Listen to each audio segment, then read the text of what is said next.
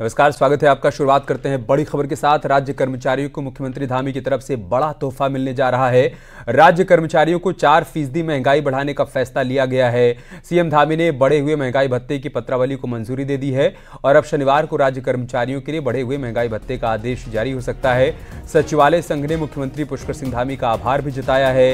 ये बड़ी खबर हम आपको बता रहे हैं। बड़ा फैसला सरकार की तरफ से लिया गया है। राज्य कर्मचारियों का महंगाई भत्ता 4% बढ़ाने का फैसला लिया गया। सीएम धामी ने बढ़े हुए महंगाई भत्ते की पत्रावली को मंजूरी दे दी है और अब शनिवार को राज्य कर्मचारियों के लिए बढ़े हुए महंगाई भत्ते का आदेश जारी हो सकता है। सचिवालय संघ ने मुख्यमंत्री पुष्कर सिंह धामी का आभार भी व्यक्त किया है।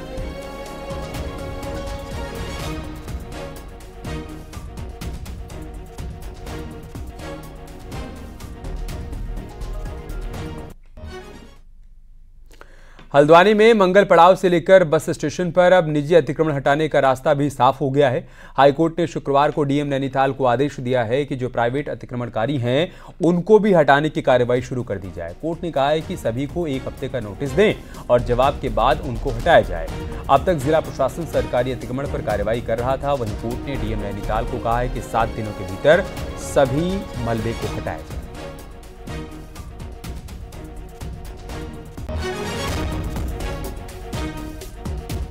जिसमें हमारे माननीय उच्च न्यायालय ने यह निर्देश दिया है कि आप जो इलीगल इंक्रोचर हैं उनको भी सुनवाई करें। 7 दिन के अंदर उन्हें सुनवाई का मौका दिया गया है और उसके बाद उन्हें भी हटाने के लिए निर्देश जारी किए गए हैं। और साथ में ये क्या कहा गया है, जो इन्होंने अभी मलबा हटा के फुटपाथ के ऊपर जमा कर दिया है, डिस्ट्रिक्ट मजिस्ट्रेट नैनीताल को यह दिशा निर्देश जारी किए गए हैं कि आप उसे भी 10 दिन के अंदर साफ करेंगे।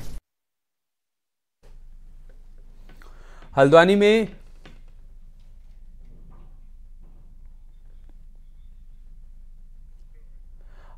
मंगल पड़ाव से लेकर रोडवेज बस अड्डे तक अवैध कब्जा हटाने की कार्रवाई होनी है, जिसके लिए प्रशासन ने अब तक 65 दुकानदारों को नोटिस दिया है जिन्हें दुकानें खाली करनी होंगी। लेकिन प्रशासन के इस नोटिस से व्यापारियों में हड़कंप मचा हुआ है। शुक्रवार को व्यापारियों ने इस नोटिस के विरोध में नगर निगम ऑफिस के बाहर प्रदर्शन किया।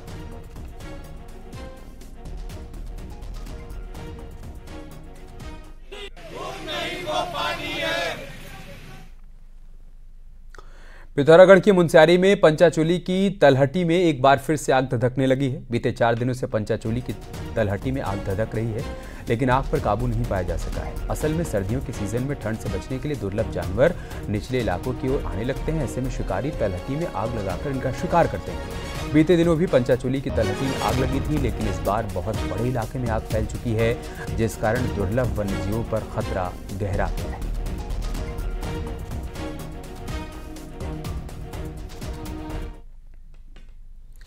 राम मंदिर प्राण प्रतिष्ठा को लेकर उत्तराखंड सरकार ने बड़ा फैसला लिया है और इस दिन राज्य में शराब की सभी दुकानें बंद रहेंगी। 22 जनवरी को अयोध्या में राम मंदिर की प्राण प्रतिष्ठा होनी है और इसे लेकर सीएम धामी ने सभी डीएम के साथ वर्चुअल बैठक की। सीएम धामी ने निर्देश दिए हैं कि 14 जनवरी से 22 जनवरी तक पूरे प्रदेश में सांस्कृतिक उत्सव आयोजित किए जाएंगे। सीएम ने जन सहभागिता के साथ ये कार्यक्रम कराने के निर्देश दिए हैं।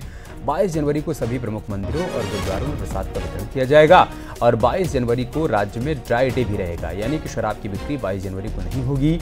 सीएम ने कहा कि सभी धार्मिक स्थलों पर बड़े स्तर पर सफाई अभियान भी चलाया जाए।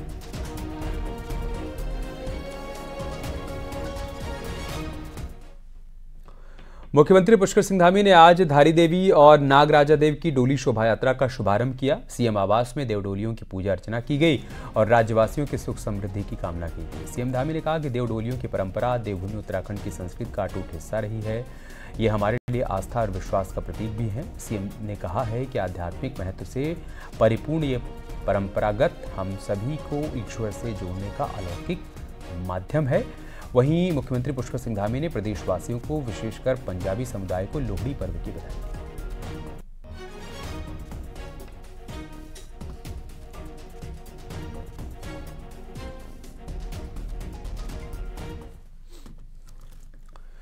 क्या देवभूमि उत्तराखंड में 2024 का लोकसभा चुनाव राम मंदिर और गाय को केंद्र में रखकर ही लड़ा जाएगा? आखिर क्यों उठ रहे हैं ये सवाल, एक रिपोर्ट के जरिए आपको दिखाते हैं।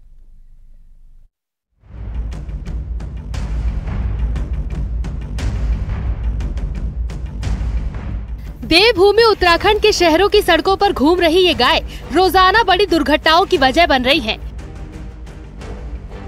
यही नहीं, किसानों की फसलें भी इनके निशाने पर हैं। इसीलिए गाय और गंगा को केंद्र में रखकर राजनीति करने वाली बीजेपी को 2024 के चुनाव से पहले सड़क पर घूम रहे ये खुले गौवंश चुनौती दे रहे हैं। और यही वजह है कि सरकार इन गायों के लिए गौशाला बनाने को लेकर बेहद गंभीर है।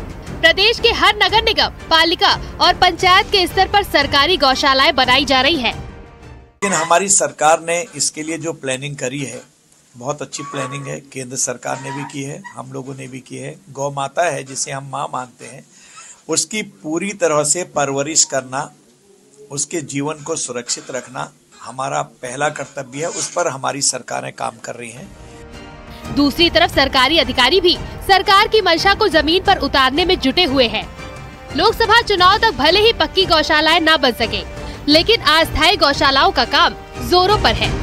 हम लोगों ने गौशालाओं को लेकर पूरे जनपद के अलग अलग क्षेत्रों में होमवर्क किया है, जिसमें रामनगर में भी गौशाला के लिए जगह चिन्हित करी गई है, डीपीआर बन गई है।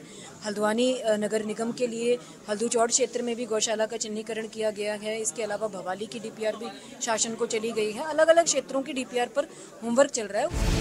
दरअसल गायों को लेकर बीजेपी की केंद्र से लेकर राज्य सरकार तक कठोर कानून बना चुकी है। गौवंश के मीट पर प्रतिबंध लग चुका है। ऐसे में बढ़ते गौवंश को संभालना भी एक बड़ी चुनौती है। सरकार की कोशिश इसी के जरिए राजनीति को साधने की है। हल्द्वानी से न्यूज़ 18 के लिए शैलेंद्र नेगी की रिपोर्ट।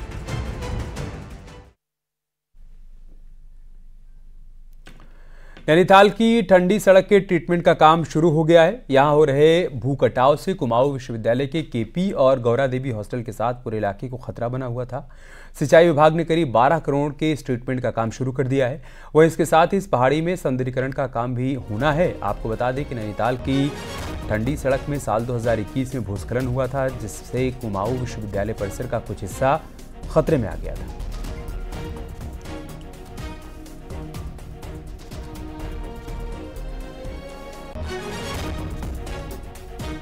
का सुदृढ़ीकरण है वो काम अभी शुरू हुए हैं।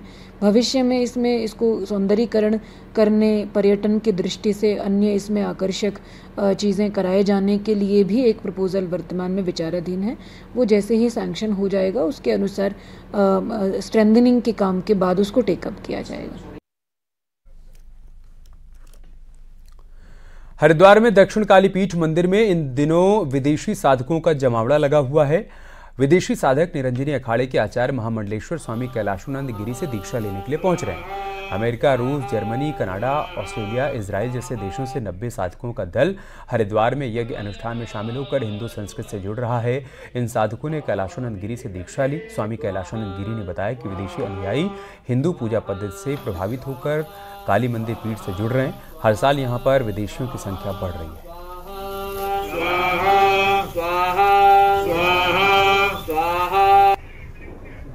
प्रतिवर्ष बहुत भारी संख्या में, और America, Toronto, New York, new Jersey, America के आसपास के ऑस्ट्रेलिया, इजराइल, ऐसे जो बड़े अनुयायी हैं, बड़े उच्च कोटि के लोग हैं वहाँ, बड़े अच्छे परिवार के लोग हैं वहाँ। कैलाशानंद गिरी के अनुयायी हैं और हम लोग यहाँ मेडिटेशन सीख के आए हैं। यहाँ हमारी आज दीक्षा सेरेमनी 2 दिन पहले थी। आज हम यज्ञ करने आए थे। हम सनातन में बहुत रुचि रखते हैं। और चलिए तेज रफ्तार के साथ देखते हैं पहाड़ की 10 बड़ी खबरें। चमोली में सड़क की मांग पर दशोली जोशीमठ के लोगों का आंदोलन जारी। पीएमजीएसवाई के इंजीनियर को बंधक बनाया। हरिद्वार के पास चीला हादसे में मारे गए दिवंगत वन अधिकारियों को लेकर फॉरेस्ट हेडक्वार्टर में शोक सभा हुई, जिसमें श्रद्धांजलि दी गई। राज्य में जल्द ही सभी जिलों के उपभोक्ता फोरम में अध्यक्षों की नियुक्ति हो जाएगी। हाईकोर्ट ने यूके SSSC का आदेश दिया है कि 20 जनवरी तक विज्ञप्ति जारी कर 4 महीने में भर्ती प्रक्रिया को पूरी कर लें। विकासनगर में अपनी विभिन्न मांगों को लेकर ऊर्जा भवन में यूपीसीएल के पदाधिकारियों ने धरना दिया और मांगे पूरी नहीं होने पर उग्र आंदोलन की चेतावनी। सर्दियों में बारिश नहीं होने से पहाड़ पर खेती और बागवानी चौपट हो रही है। गेहूं, मटर, टमाटर, सेब और खुमानी की खेती खराब होती जा रही है। बागेश्वर में द फोर्ट संघर्ष समिति के बैनर तले क्षेत्र के ग्रामीणों ने माल्टा में कूड़ा फेंके जाने का कड़ा विरोध दर्ज कराया। नाराज लोगों ने माल्टा में अनिश्चितकालीन धरना प्रदर्शन शुरू कर दिया। राज्य के इंटर कॉलेज में तैनात प्रवक्ता और सहायक अध्यापक LT ग्रेड को हाई कोर्ट से बड़ी राहत मिली है। कोर्ट ने उनके खिलाफ रिकवरी आदेश को रद्द कर दिया है। कुमाऊं में कमिश्नर दीपक रावत ने शुक्रवार को हल्द्वानी में इंडोर स्टेडियम का निरीक्षण किया। कमिश्नर ने खराब जनरेटर ठीक करने के निर्देश भी दिए। रुड़की में भाजपा युवा मोर्चा ने युवा मतदाता भारत भाग्य विधाता कार्यक्रम का आयोजन किया। भारी संख्या में आए कार्यकर्ताओं के बीच वाद विवाद प्रतियोगिता का भी आयोजन किया गया। टिहरी में राष्ट्रीय युवा दिवस के अवसर पर विश्व हिंदू परिषद ने मैराथन दौड़ का आयोजन किया, जिसमें युवाओं ने नशे के खिलाफ जागरूक रहने का संकल्प किया।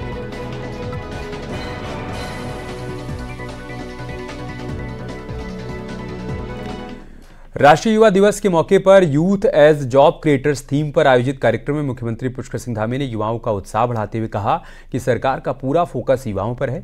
वहीं इस मौके पर सीएम धामी ने युवाओं को विश्वास दिलाया कि हम युवाओं के साथ कोई अन्याय नहीं होने देंगे।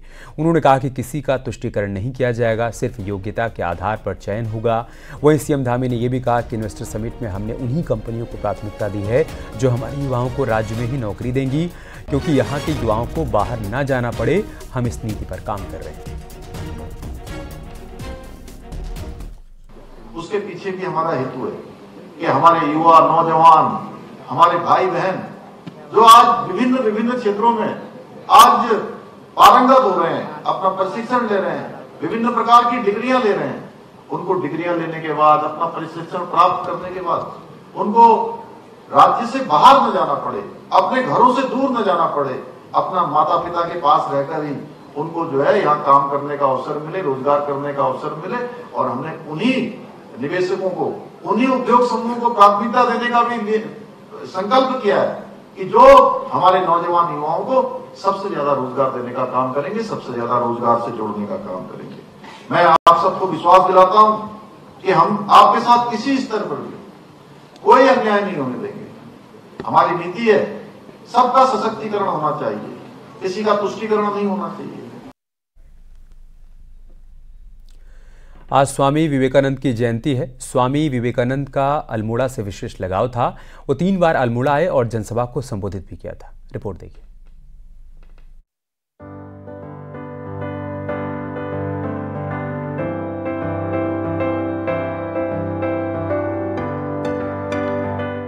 स्वामी विवेकानंद पहली बार 1890 में अल्मोड़ा आकर खजांची मोहल्ले में बद्री शाह के घर में रुके। दूसरी बार 1897 में और फिर तीसरी बार 1898 में कई शिष्यों के साथ अल्मोड़ा के अलग अलग स्थानों का विवेकानंद ने भ्रमण किया।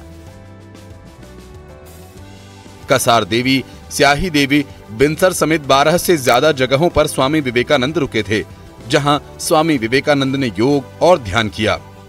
अब उन जगहों को पर्यटन सर्किट के रूप में विकसित करने की योजना चल रही है।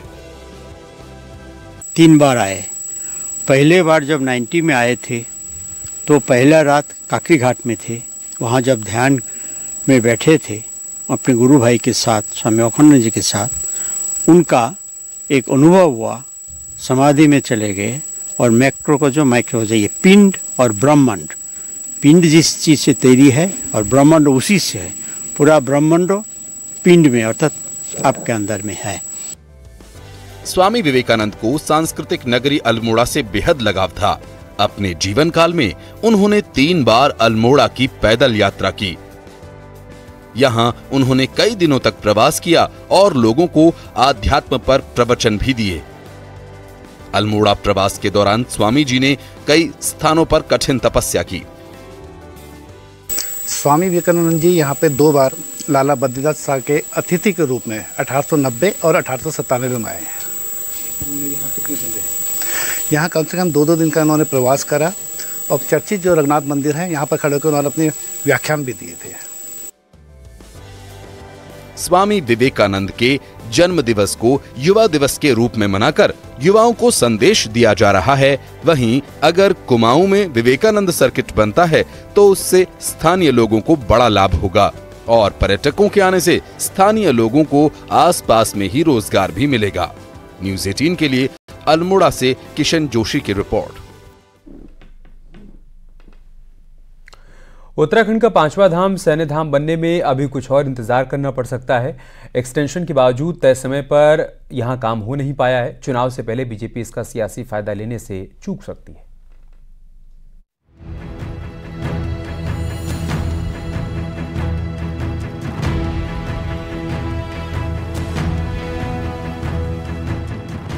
दिसंबर 2021 में रक्षा मंत्री राजनाथ सिंह ने सैन्य धाम के निर्माण का शिलान्यास किया था। प्लान था कि दिसंबर 2023 तक सैन्य धाम बनकर तैयार हो जाएगा, लेकिन ऐसा हो नहीं पाया। नतीजा, इसकी तारीख बढ़ाकर फरवरी 2023 कर दी गई, लेकिन अभी भी इसका 65% ही काम हो पाया है। शुक्रवार को सैन्य धाम के निरीक्षण पर पहुंचे सैन्य कल्याण मंत्री गणेश जोशी ने अधिकारियों को कड़ी फटकार लगाई। जो मेजर वर्क है 65% पूरा हो गया है, 35% काम बाकी है। और मैंने इनसे कहा कि आप दिन रात काम करें और किसी भी हालत में फरवरी तक हम जो है इसको पूरा करके वीर माताओं को, वीर नारियों को, यहाँ की जनता को अवसर करें। काम में देरी की अधिकारियों के पास अपनी वजह है। उनका कहना है कि पहले सैन्य धाम 2 हेक्टेयर जमीन पर डिजाइन किया गया था, लेकिन बाद में इसे 4 हेक्टेयर जमीन पर डिजाइन किया गया। यही कारण है कि प्रोजेक्ट की कॉस्ट 58 करोड़ से बढ़कर 92 करोड़ हो गई। इसमें कुछ चेंजेज हुआ है, प्रोजेक्ट के कॉस्ट बढ़े हैं और उसकी कॉस्ट बढ़ने की वजह से इसमें वर्क बढ़ गए, तो उस हिसाब से अब कुछ नई चीजें यहाँ पे निकल के आएगी। जो जब फाइनल होगा तो कुछ नई चीजें दिखेगी यहाँ पे। प्रोजेक्ट का स्वरूप कुछ और था, बाद में कुछ चेंज हुआ है, इस वजह से एक्सटेंशन दिया गया है, क्योंकि पुराने के हिसाब से तो अगर होता तो अब तक कंप्लीट कर दिए होते। सैन्य धाम बना रही पेयजल निगम की माने तो अभी अच्छा खासा वक्त लग सकता है। यानी 2019 के लोकसभा चुनाव से पहले जिस सैन्य धाम की परिकल्पना की गई थी उसका लोकार्पण तो होगा, लेकिन 2024 के लोकसभा चुनाव के बाद ही ये संभव हो सकेगा। न्यूज 18 के लिए देहरादून से सुनील नवप्रभात की रिपोर्ट। यहाँ रुक रहे हैं छोटे से ब्रेक के लिए, जल्द लौटेंगे कुछ और खबरों के साथ।